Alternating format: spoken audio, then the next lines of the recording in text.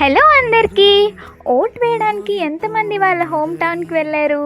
నేనైతే వైజాగ్ వచ్చేసానండి after a long gap.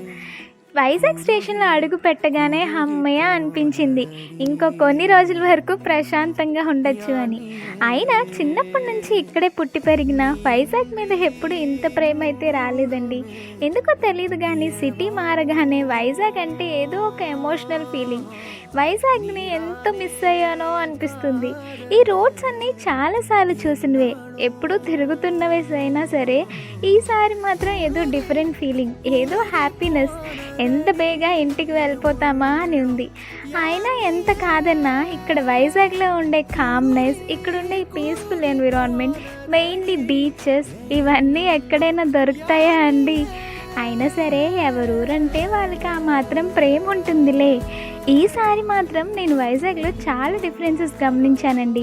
అక్కడక్కడ బస్ స్టేషన్స్ మార్చేశారు, కొన్ని ప్లేసెస్లో హోర్డింగ్స్ పెట్టారు, ఏవో చిన్న చిన్న డెవలప్మెంట్స్ అయితే చేశారు. ఎనీహౌ స్టేడియం వచ్చేసింది అంటే మా ఇంటికి ఇంకా 5 minutesే. Waiting to see my people. ఇక్కడ నుంచి వైజాగ్ వీడియోస్ చూసేద్దరు.